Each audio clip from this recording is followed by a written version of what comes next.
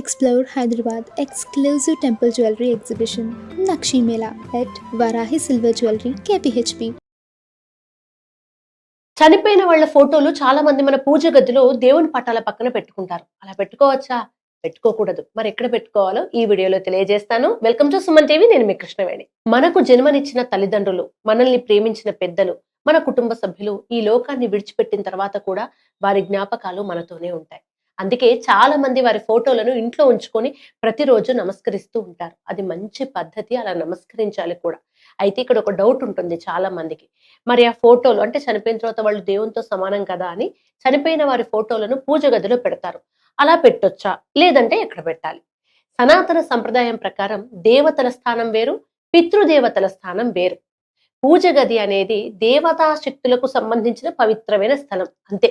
అక్కడ ఇష్ట దేవతలు, కుల దేవతలు లేదా గురువుల చిత్రాలు కూడా మనం ఉంచుకోవచ్చు, పూజించుకోవచ్చు, తప్పులేదు. కాకపోతే మరణించిన వారి ఫోటోలను అదే స్థలంలో దేవతలతో పాటు ఉంచి పూజించడం చాలా మంది అసలు మీకు సిఫార్సు చెయ్యరు, వద్దనే చెప్తారు. ఎందుకు అంటే పితృదేవతలకు ఇవ్వాల్సిన గౌరవం ప్రత్యేకంగా ఉండాలి కూడా. అది నేను చెప్తున్న విషయం కాదు, మన పెద్దలు చెప్పిన విషయమే.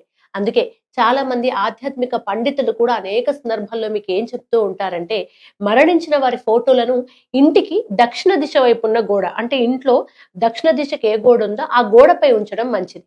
దక్షిణ దిక్కు పితృదేవతలకు సంబంధించిన దిశగా భావించబడుతూ ఉంటుంది. అలాగే ఆ ఫోటోలను పరిశుభ్రంగా ఉంచి వాళ్ళ జయంతి లేదా వర్ధంతి రోజుల్లో స్మరించుకోవడం, వాళ్ళ ఆశీస్సులు కోరుకోవడం కూడా చాలా మంచిది. ఇక్కడ ఒక విషయం మనం అందరం కూడా గుర్తుంచుకోవాలి. మన పెద్దలను గౌరవించడం అంటే కేవలం ఫోటో పెట్టడం కాదు. వాళ్ళు నేర్పిన విలువల్ని పాటించడం, వారి పేరును నిలబెట్టడం, వారిని ప్రేమతో స్మరించుకోవడం, నెక్స్ట్ వస్తున్న జనరేషన్స్ కి వాళ్ళ గురించి వివరించడం.